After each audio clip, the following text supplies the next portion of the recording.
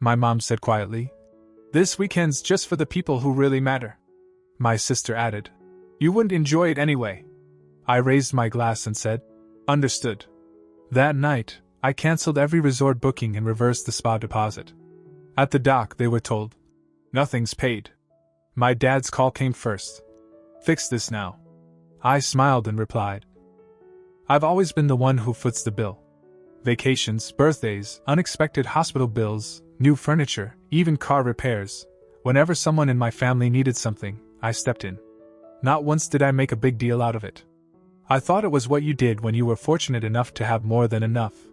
My company had been doing well for years, I'd made the right investments, and money was never the issue. What I didn't realize back then was that generosity, if never respected, can quietly turn into a leash, one they could pull any time they wanted something. It was a Thursday evening in late summer. We were in my parents' backyard, the string lights buzzing faintly above the patio. Everyone had a glass in hand, laughing about something my cousin had done on a past trip. I wasn't really part of the conversation until my mom looked directly at me and said, almost as if it was just an afterthought, that this weekend was only for the people who truly matter. Before I could respond, my sister leaned back in her chair and added that I wouldn't enjoy it anyway, her voice dripping with that casual dismissal I'd been hearing from her for years. It was the kind of comment that pretends to be harmless but lands like a slap. I raised my glass and said, Got it. My smile didn't falter. To them, it probably looked like I was letting it roll off my back. But in that moment, a switch flipped. I had been funding these family weekends for years. Flights, hotels, meals, activities, and here they were making it clear I wasn't even considered part of the inner circle. The thing they didn't realize was that this particular weekend wasn't just something they'd cobbled together. I had been the one who booked the oceanfront resort months in advance, securing the suites with panoramic views. I'd reserved the spa package my mom wouldn't stop talking about, prepaid for the treatments so they wouldn't have to pull out a card. I'd even covered the deposit for the yacht they were planning to take out for an afternoon sail, complete with a catered lunch and champagne. They didn't even know the cost because, as always, I'd handled it all quietly. That night, I drove home without saying another word about it. I poured myself another drink, opened my laptop, and logged into my accounts. One by one, I erased everything. The resort, cancelled. The spa, refunded. The yacht, gone from the schedule. I didn't just cancel. I made sure the bookings couldn't be reactivated without my direct approval. I sat there for a moment afterward, feeling an unfamiliar mix of calm and anticipation. The pieces were set. They wouldn't know until it was too late. And for the first time in years, I was looking forward to seeing their reactions. Saturday morning came with the kind of weather that makes travel brochures look believable. Clear blue sky, soft breeze, sunlight reflecting off the water like glitter. It was the perfect day for a luxury yacht outing, the very one my family had been bragging about to anyone who'd listen. I woke up earlier than usual, not because I needed to, but because I wanted to picture every moment as it happened. I made coffee, sat on my balcony, and imagined the scene unfolding at the dock. They would have been in high spirits on the drive there. My mom probably had her oversized sun hat, and that silk scarf she only wore on important occasions. My sister would be scrolling through her phone, already composing the Instagram captions in her head. My dad would be going over the itinerary out loud like he'd personally arranged everything. They had no idea that the only reason any of it was possible was because I'd quietly made it happen months ago. By the time they stepped onto the dock, I imagined my mom was already waving at the crew, expecting the red carpet treatment. The yacht captain, tall guy, always in sunglasses, would have greeted them with a clipboard. He'd ask for the reservation name, and my mom would give it like she was announcing royalty. Then, the pause. It wouldn't have been long, just long enough for the smile to fade from her face. The captain would check his list again, tap the screen of his tablet, and finally tell her that there was no booking under that name. My mom, of course, would insist there had to be some mistake.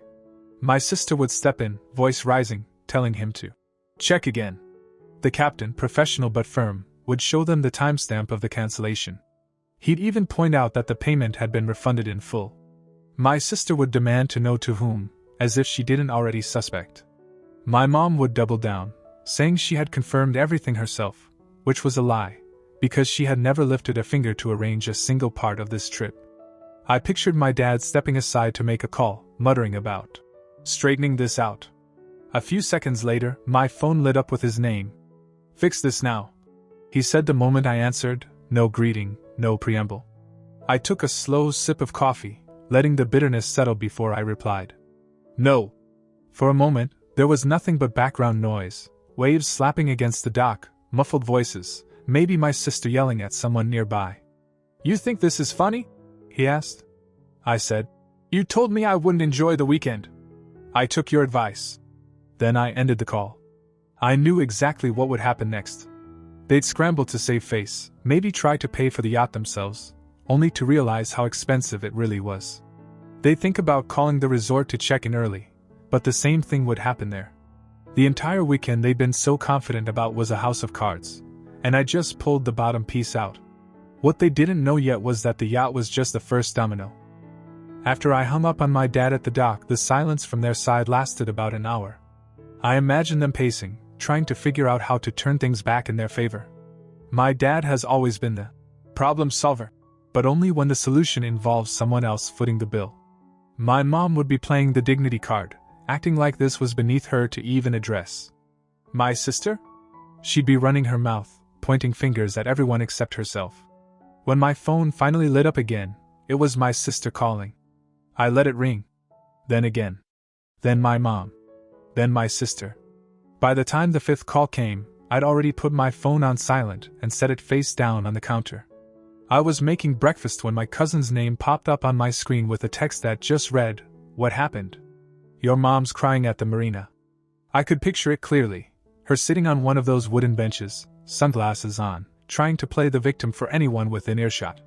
My sister would be pacing nearby, phone in hand, calling every relative she could think of to tell them what Andrew just did. That's her pattern. Make enough noise, get enough people to pick a side, and eventually the pressure forces someone to cave. But this time, they weren't dealing with the old version of me. About an hour later, my dad called again. His tone had shifted, less yelling, more probing. "Tell me straight. Did you cancel the resort too?" I didn't answer. Just let the pause stretch long enough for him to realize I didn't need to confirm anything. I heard him exhale through his nose, that short, sharp sound he makes when he's cornered. Then the line went dead. It didn't take long for the next update. My cousin, the same one who texted me earlier, called to say they had packed up and driven to the resort. They walked in, luggage rolling behind them, expecting their keys to be waiting. The front desk staff looked at the computer, then politely explained there was no reservation in their names. The system showed the booking had been cancelled 3 days earlier, and the funds returned to the original payment method. That's when the realization must have hit them. My sister apparently launched into the same routine she'd used at the dock, claiming there had been some horrible mix-up, demanding to see a manager, dropping my name like it was a magic password. My mom stood stiffly beside her, insisting she'd confirmed the details personally, which was a flat-out lie. My dad pulled out his credit card, ready to throw money at the problem, but peak season prices at a luxury oceanfront resort were not what they had budgeted for, and even if they had been willing to pay, the resort was fully booked. The only vacancies in town were at budget motels far from the water. One didn't have air conditioning, another had one-star reviews about mold. My mom refused to even consider them. They stood in the parking lot for nearly an hour, trying to figure out what to do, while my sister kept calling relatives for support. Some relatives offered sympathy. None offered their credit card. By late afternoon, my phone buzzed with a text from my mom, "We need to talk." I read it, set my phone down, and went back to seasoning the ribeye I was about to throw on the grill. The sun was warm, the air smelled like rosemary and charcoal, and for the first time in a long time, my weekend was entirely my own. And I knew they were just getting started. By Sunday morning, it was clear they'd moved past the "this must be a misunderstanding" phase. Now it was a coordinated campaign. The calls came in clusters: mom, dad, sister, then Aunt Carol, then my cousin Emily. They weren't acting individually anymore. They were working as a unit, each taking turns like they were running shifts in a siege. The first voice I actually picked up wasn't any of theirs. It was my cousin Mark. We haven't had a proper conversation in years, which told me immediately he'd been pushed into the role of neutral peacemaker. He started with harmless chit-chat about my business, then gradually slid into the real reason for the call. He told me mom was really upset, that the whole family was talking about this mess. and that I should just sort it out. Because family comes before pride. I told him it wasn't pride. It was principle. That they'd gotten so used to me paying for everything that they felt entitled to it, and that telling me I didn't matter while enjoying the very things I paid for was where the line was drawn. He didn't like that answer. I could hear the awkward pause before he muttered something about, maybe they didn't mean it that way. By late morning, the approach shifted. My mom sent a massive group text that included her, my dad, my sister, both aunts, and a couple of cousins. The tone was theatrical. She claimed my decision had humiliated them in front of strangers, that people at the marina had witnessed our embarrassment, and that the family's reputation would take years to rebuild. The last line caught my attention. You've always handled our accounts. Maybe we should rethink that. That was the first indication they were thinking of turning this into a power play. Years ago, my parents had asked me to manage a joint investment account for them. I'd done it for free, kept it growing, never took a cent. The fact that they were even hinting at using it as leverage told me two things. One, they were desperate, and two, they'd seriously misjudged my tolerance for being threatened. Then came the twist. Around 3 in the afternoon, I got an email from the general manager of the resort, addressed directly to me. He said he'd received a formal complaint from my sister, alleging that the cancellations were fraudulent and that I had stolen her vacation. She had even tried to escalate it to the corporate level, demanding they reinstate the bookings at no cost to her and claiming that my actions were financial abuse. I called the manager immediately. He was professional, but I could tell from his tone that he thought the whole thing was absurd. I explained that I was the original payer, the account holder, and the only authorized person on the reservation. I also made it clear that my sister had no legal or financial rights to any of it. He chuckled softly and said, I figured as much. She's been calling every hour since yesterday. By evening, the family's messages had shifted tone again. The pleading was gone. Now it was pure entitlement. My dad wrote that I owed them for everything they'd done for me over the years. My sister added that if I didn't fix it, I'd burn every bridge in this family. My mom tried one last angle, saying she'd never forget how I'd abandoned them in a moment of need. I poured myself a drink and sat on my balcony, the glass cool in my hand. They were scrambling because, for the first time, they were seeing a truth they'd ignored for years. Without me, they couldn't fund their own lifestyle. And worse, they had no real way to force my hand. They were about to find out just how much control I'd always had. Monday afternoon, I was in my home office catching up on work when I noticed movement in the security camera feed. My driveway, usually empty this time of day, now had a rideshare idling at the curb. 2 figures got out. Even from the grainy camera angle, I knew exactly who they were. First, my sister in her oversized sunglasses, the kind she wears when she wants to be taken seriously. She was holding her phone like it was a recording device, probably ready to document whatever conversation she planned to start. A few seconds later, my mom stepped out from the other side of the car, moving slower, her face set in that expression she wears when she's about to guilt someone into submission. I didn't open the door right away. I let them stand there for a minute, wondering if I'd even acknowledge them. Then I stepped into the hallway, unlocked the door, and leaned on the frame. I didn't invite them in. My sister jumped in immediately. She said I'd proven whatever point I was trying to make, and that it was time to fix things before this gets worse. I asked her what worse meant.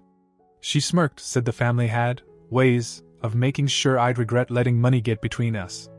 I stepped outside, closing the door behind me, and kept my back to it like a barrier. Then I told them what I'd been holding back for years.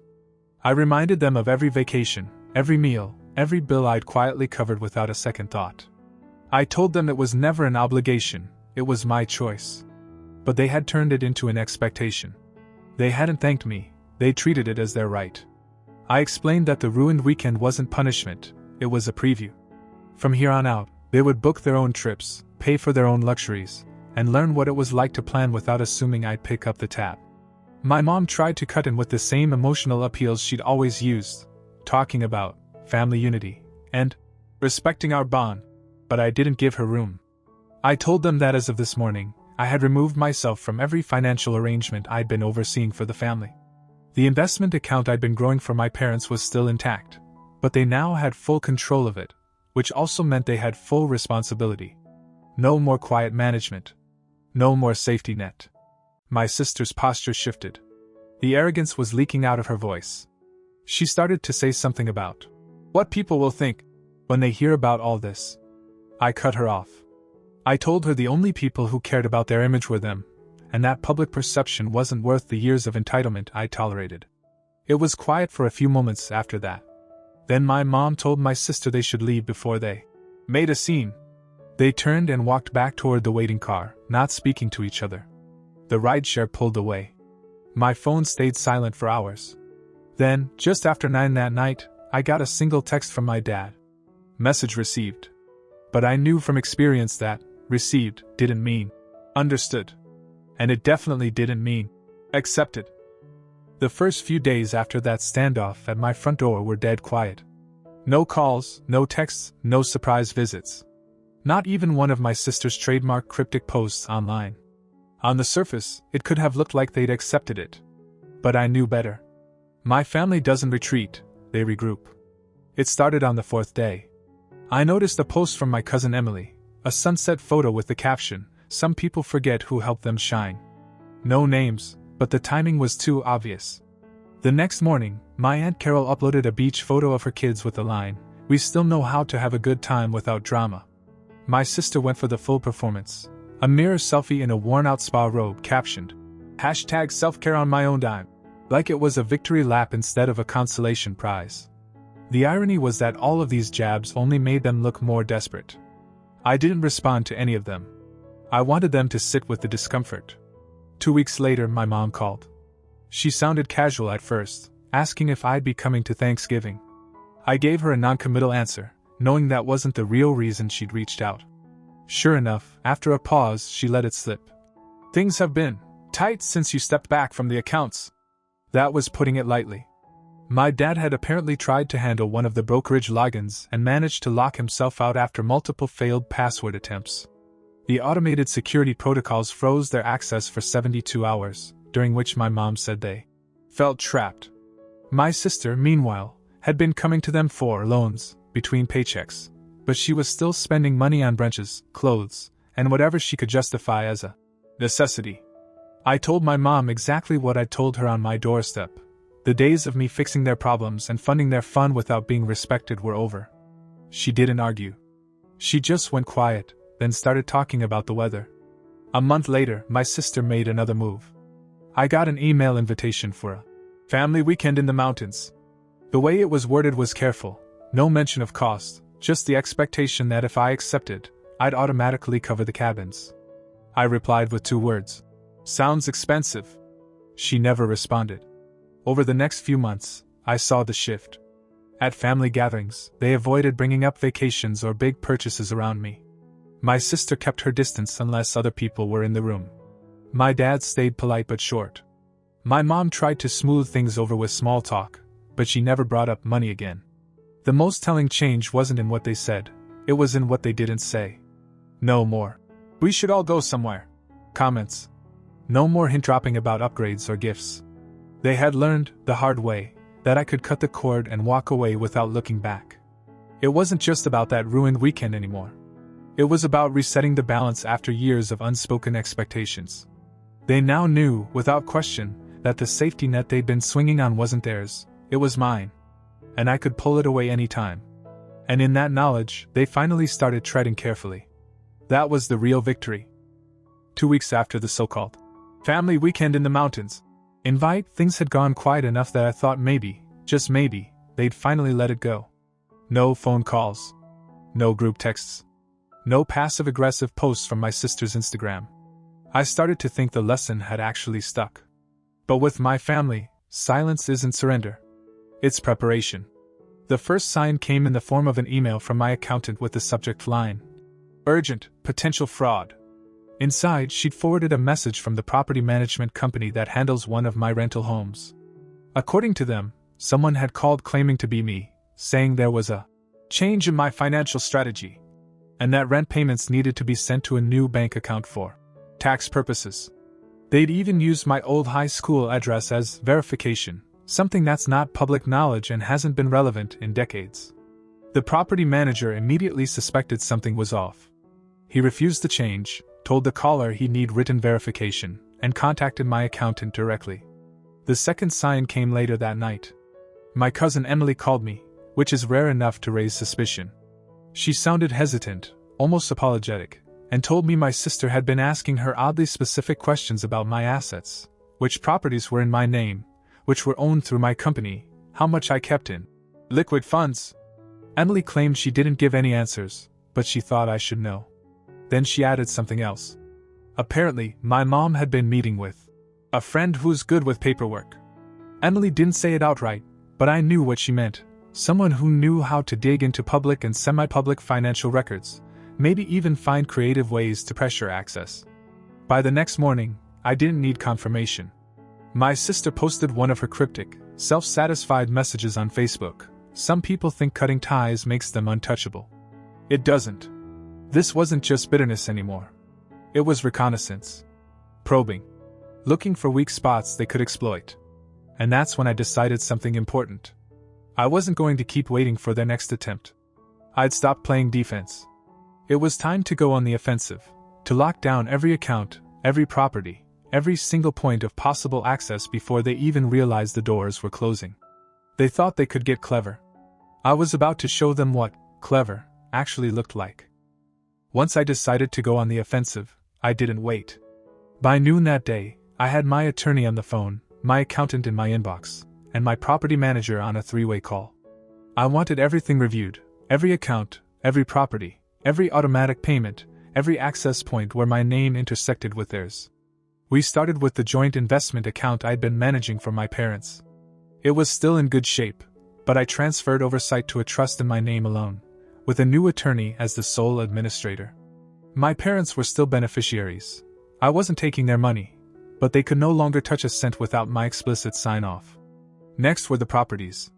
I confirmed all deeds were either in my personal name or my company's, then added a fraud alert with the county recorder's office.